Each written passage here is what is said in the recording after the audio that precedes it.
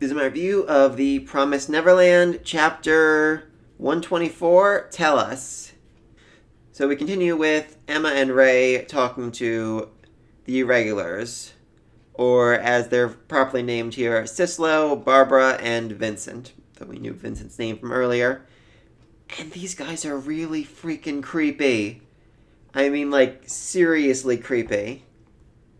But at the same time, they're childish, trying to one-up Emma and Ray and being so easily swayed when Ray just says, "Wow, that's amazing, you're crazy good, we couldn't have done that." They're like, "Yeah, we're awesome, aren't we?" So it makes me kind of question Vincent's intelligence a little bit. If he's considered the smart one among those three, that doesn't actually say too much. I was a little bit wrong, though, in my review last week. I thought, oh, they're going to try to get dirt on Norman. Maybe they're trying to overthrow him or something. No, they're just absolutely in love with Norman. They describe him as being like a god to them. He is their god. Even the cool, calm Vincent is actually also in love with Norman. But not the Norman Emma and Ray know. Not the kind, smart, always smiling Norman. They describe him as being serious, an emperor, and winter. They describe Norman as being winter. I'm guessing that means he's ferocious and cold and trying to bring about spring somehow, but that's an interesting way to describe somebody for sure. Ray tries to have a little fun with him, saying things like, "Oh, you mean how Norman was a bedwetter?" Which he wasn't. Just to mess with him a little bit. So they end up sharing stories, and it's a strangely peaceful moment that gets very tense very fast. As Sislo and Barbara tell their own story, they weren't originally from the Lambda test facility. They were born in their own farmhouses, and then at a certain point they were brought over to Lambda to be guinea pigs. I'm certainly curious about what it takes to be chosen as a guinea pig. Is it just anyone who reaches a certain age with certain grades is considered worthy? Again, I don't think either of them would have done too well in the tests. Is it their physical ability? What is it that makes them worthy? I mean, again, they can't really just take all of the healthiest, smartest, brightest kids and put them in this new facility because those are the most delicious kids. They're obviously going to need to eat some of them. Norman could certainly be seen as an exception, given his intelligence is literally above and beyond anything they'd ever seen before. And he may have a blood tie to the clan. That's a whole other thing. Then we hear about Lambda, which, as they describe, is worse than hell, where they are tortured, experimented on, and die left and right. Again, there are a lot of kids here, and which just really tells you something, given how limited their resources really are and how low the quality of the food has been.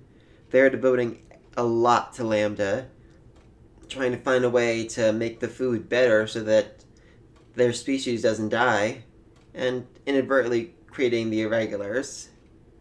But making the Irregulars may have actually been their biggest mistake ever, because as we find out, it only takes Norman and 4 regulars to wipe out every single farm they've destroyed. 4 people. Norman's obviously the strategist who leads them, but I doubt his experimentations led to any advanced strength.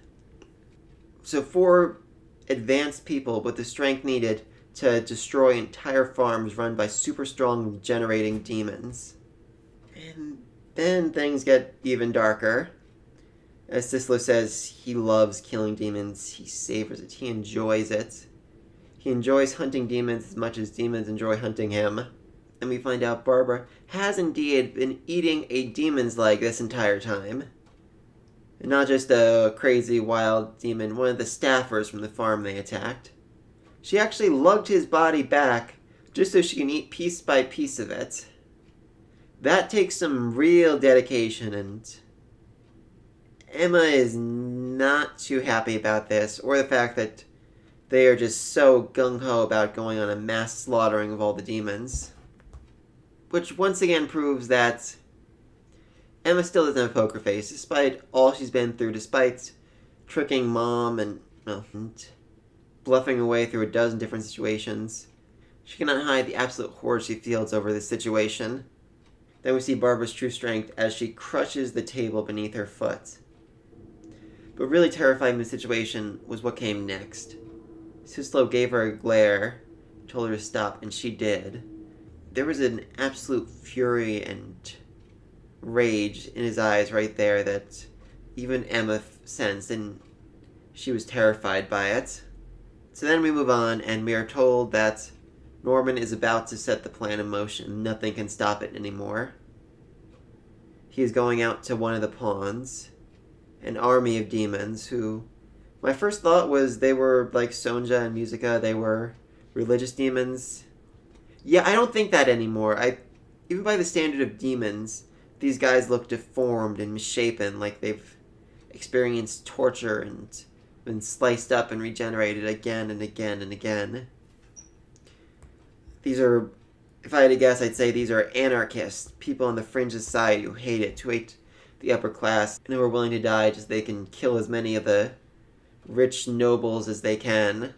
But what's more interesting is, according to Vincent, once this alliance has been made, the plan is set in motion and nothing can stop it. Which means that somehow Norman is going to give these demons some kind of information or tool or weapon that they'll be able to use to wipe out every farm on the planet. And I think what's going to happen next is Emma and Ray are going to race to the Seven Walls, try to make the deal before Norman completely wipes demons off the face of the earth. And that's about it. So next week, hopefully, we get some answers. Who are these demons? What is Norman offering them? Why do they want to destroy the world? What are Emma and Ray going to do to stop it? If I had to guess, I'd say Sisla and Barbara are going to try and stop them from stopping Norman. I don't think Sisla and Barbara are going to make it, honestly. Emma and Ray are probably going to have to go to war with them, and they're going to end up accidentally killing them. Because I can't imagine these two surviving in a world where there is peace made with the demons. They will continue being an issue. They will continue trying to kill and murder as many demons as they can. And that's it. I will see you all next week. Peace.